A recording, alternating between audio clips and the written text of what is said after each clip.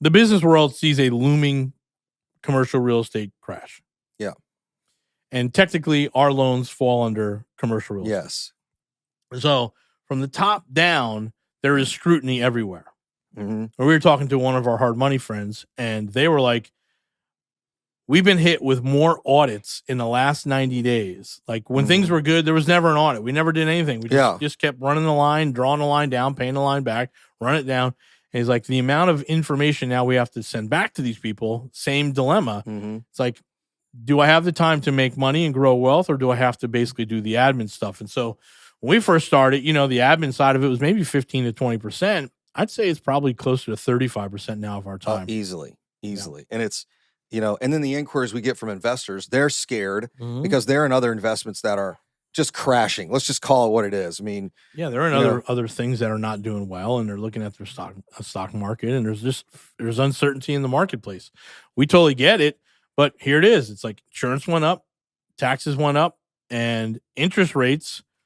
Thank God we got most of our stuff refied, but there's still a number of our properties that have to get refied, and boy, it's really hard to swallow an 8% plus loan, right? Yeah, I did. My last two were 8.125, and that's just what it is, And then some folks say, "Well, why don't you buy down the rate?" And I'm like, "You're going to be refinancing these things in a couple years, 3 to 5 years anyway." Yeah, we want to get as quickly as possible, but I don't think most people even understand. Like today, prime rate is 8.25%. Yeah, that's insane. Yeah, right. And we were running at prime was what, $2? Yeah, 2%, nothing. 2.5%, 3% was getting crazy.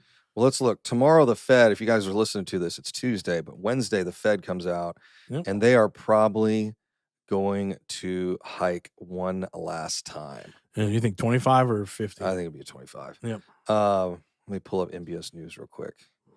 Let's see where we're at. So we can see the prime rate at 8.5%. Yeah, which is wild. Well, the spreads are still so screwed up. Yep. That's the thing. It doesn't make any sense. All right. That's MBS and Treasury prices. I need mortgage rates. Today's mortgage rates are 7.04 for a 30-year fix. It's over 7. That's an individual mortgage rate. Yeah, add at least a point and a half. So we're a point investors. and a half over. Yeah, that's the scary stuff, right? So we've turned to private lenders. That has helped. But on some of this stuff, it's just like, hey, we got the original note holder, whether it's a hard money loan or a private lender, and they're just like, hey, man, I want my money. Yeah. Like, okay. So then we got to go and eat a 9% loan. Well, and over at, they just produced another video today over at Altos Research. And then I read an article from, it was on Zero Hedge. I don't think it was calculated risk, but it was one of the other guys that basically said, did you guys notice what happened to home prices last 2 months? 2 months? We were up 0.99 last month, and we're up 0.7 this month. So we may round the end of the year here at 7-8% increase in home prices.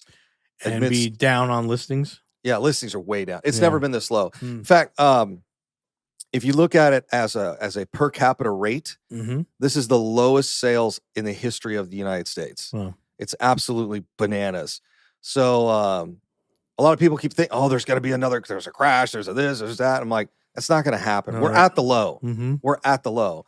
And Mike brought it up on his podcast last week, or it was the week before, that when new listings fall below their year over year, meaning new listings at the same time last year are lower than the year before, you will begin to experience price hikes in the next 6 to 12 months. So we're about to see prices start rising again. We're on top of it, right? So here's all right. So all the bad news. All right, good news. Oh yeah, right. We have everything. We have has a ton of equity.